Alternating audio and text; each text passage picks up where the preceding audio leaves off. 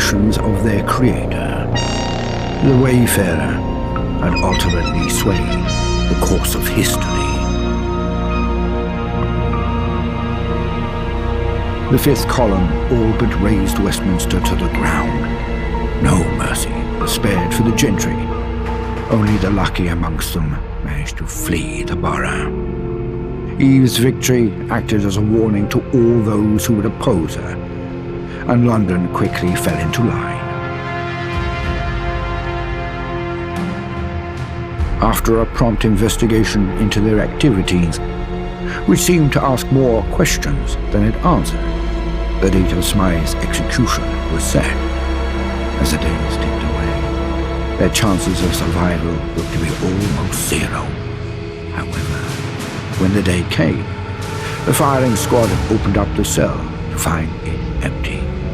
Nowhere to be found, Smythe had seemingly vanished into the shadows.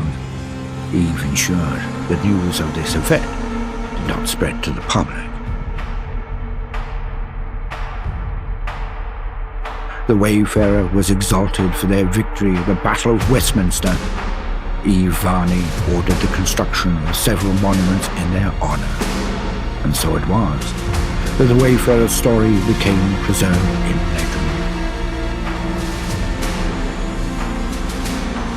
After Eve's victory at the Battle of Westminster, the Tommies were dissolved, and the remnants absorbed into Eve's personal army.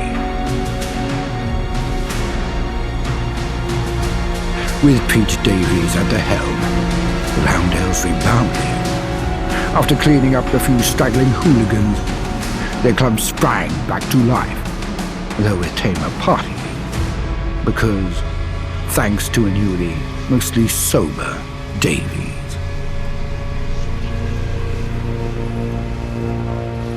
Miller's men became Eve's, another weapon at her disposal. They were tasked with the jobs deemed too objectionable for the column's main forces. Their actions under the banner of the Islington Division became the stuff of whispered fears, their name evoking deeper dread than Miller's men ever did. While they lost their own identity, they embraced their new one with open arms. Traders came and went, but the Croydonians rarely crossed the bridge that had been built for them. They regarded the rest of the world with disinterest, and they were better off for it. Life in Brickton didn't change much in the period following the Battle of Westminster. The Tommy garrison became a fifth column one, and there was no doubt in the minds of the Bricktonians of the storm on their horizon. For now, however, they were a footnote in Eve's plan. But the Good Samaritans, who had read the writing on the walls, disbanded before the fifth column could consolidate their power. Some joined their ranks, others fled, and the rest simply kept to themselves. The future of Eastminster was uncertain, but Eve's promises to build anew was met with cautious optimism. Westminster was looted by the fifth column, who seized all wealth in the name of Eve Varney. The lucky few who survived would forever live in fear of the fifth column's wrath. The gentry were no more. The Thamesfolk decided they'd had enough of the disappearances. A movement formed to leave London for good.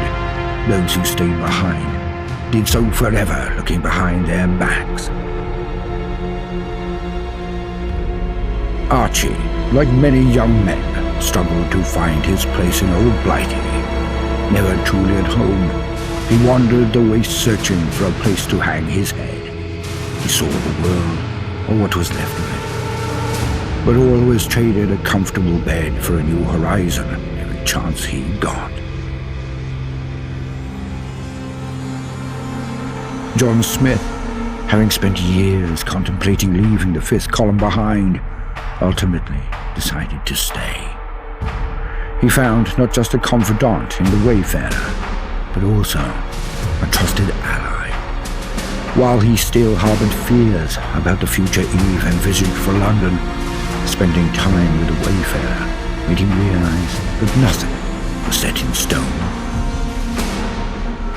The truth of his daughter Lily never saw the light of day, but by her side, he knew he could raise Lily to be a better leader than Eve ever was. No matter what, he never lost faith in his daughter. Mad Jack returned to the only place he could ever truly call home, his gym. Still haunted by the memories of his troubled past, he found solace giving London's forgotten and neglected soul an outlet for their rage. And so, the Wayfarer's journey came to an end. But it was not the end of history, only the beginning. Because in mankind's pursuit of power, there is no price too high, no life too valuable, and no ideal too sacred. Because war